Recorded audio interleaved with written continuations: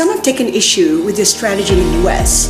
They say that you started with rolling out your more expensive model, which is contrary to what other automakers have done, which is going with a cheaper range and building up on that. Was that a mistake on hindsight? Would you have done it differently? We are not positioning VinFast as a cheap brand, but a reasonably priced brand. Our goal is to make good cars at reasonable prices, rolling out cheap prices or higher prices depending on their stage of development. Now we have completed the development of a full portfolio of models, and step by step, we will roll them out in the US market. So talk to us about the rollout you have in mind. What will come out next in the US market?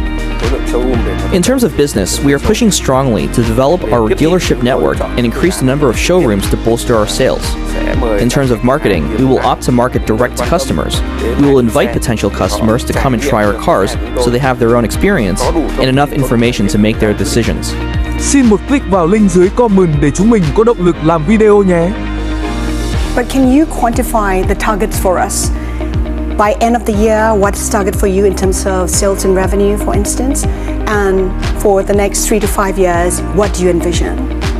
Last year, revenue from the US market was $6.4 million. This year, we expect the sales to grow 30 to 40-fold, and we expect to sustain the strong growth pace in the next 5 years. VinFast has been spreading its footprint. You've said that Asia is a priority. You have operations in Indonesia, in India. Are plans on track in Asia right now? We are even ahead of the scheduled plan, and we are still trying to push for that. The Indian factory will be open next year, in the first half of next year. And speaking of India, we know that you met with Adani, Mr. Adani himself, both in Vietnam as well as in India. Anything coming up, any partnership we should know? Is there anything you can share from the conversations you've had with him? We have been actively building a partnership.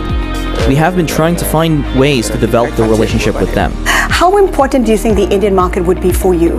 In the future, India will be a very important market, given its large population and speed of growth. India will become a very attractive market. So it would be the biggest Asian market for you? Definitely. How far are you willing to go? You've already invested $2 billion of your personal money to grow VinFast. How much more are you willing to invest in the company personally? Until I run out of money. How much more is that? I'm still working every day to earn money for VinFast, but I think it won't be long. There will come a time when we won't need to raise VinFast anymore. So you're confident that growth is coming soon enough? VinFast will reach the break-even point and be able to stand on its own feet.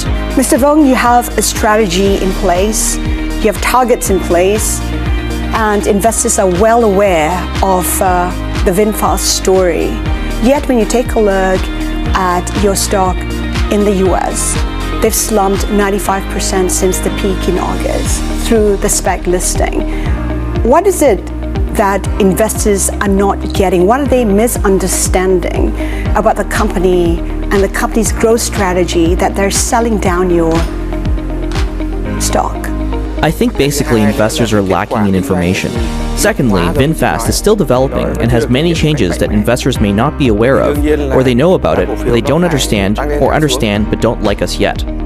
Also, our business results are still not good yet, resulting in the up and down of the share price. But we don't care much about share prices at this time. In view, the share price will reflect the true value of the company, so now we focus on growing the company. Gradually, the share price will reflect that. And now we don't care much about the fluctuations of the share prices.